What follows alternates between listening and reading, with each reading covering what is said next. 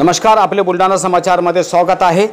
आक्षेपार्ह पोस्ट करणाऱ्या तरुणांना बुलढाणा जिल्हा पोलीस अधीक्षकांचे भावनिक आव्हान। सविस्तर वृत्त।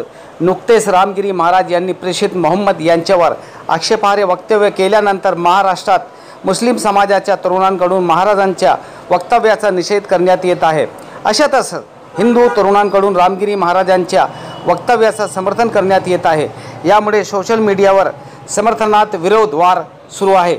अशा पोस्ट करणाऱ्या तरुणांना बुलढाणा जिल्हा पोलीस अधीक्षक श्री सुनील कळासने यांनी भावनिक आव्हान केले आहे।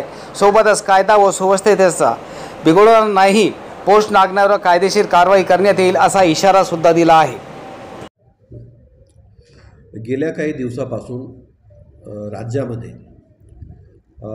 रामगिरी महाराजांनी एक वक्तव्य केलं, त्याच्यावरून मुस्लिम समाज च्या भावना दुखावल्या गेल्या म्हणून ठिकठिकाणी मोर्चे सुरू झाले आणि रामगिरी महाराजांच्या समर्थनार्थ हिंदू समाजाचे देखील मोर्चे किंवा निवेदनं या भूमिकेमध्ये दोन्ही समाज आलेले आहेत। हा महाराष्ट्र आहे, हा ही संतांची भूमी आहे। मला वाटतं संतांवरून भांडणं करण्यापेक्षा संतांचे विचार घेऊन आपण जर चाललो तर तरुणांना निश्चित त्याच्यातून मार्गदर्शन मिळेल। पोलिसांचं इतकंच सांगणं आहे की कायदा व सुव्यवस्था अबाधित राहावी यासाठी आम्ही सतत प्रयत्न करत असतो।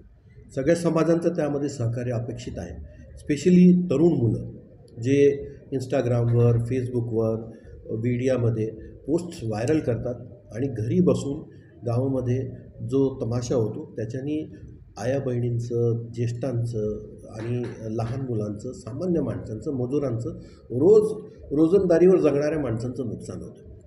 आपण समाजामध्ये राहतो, आपण समाजाची कल्पना करावी। समाज आहे म्हणून आपण आहोत, म्हणून आपण त्या समाजाला आपल्याकडून कुठलाही त्रास होणार नाही अशा दृष्टीने वागावं। कुठलेही आक्षेपार्ह पोस्ट टाकू नये आणि बंद असेल, इंस्टाग्रामच्या पोस्ट असतील, मोर्चे असतील, या गोष्टींना बंदी आहे। बंदी in the sense police judgement घेऊन त्याला परवानगी द्यायची की नाही ते ठरवतील।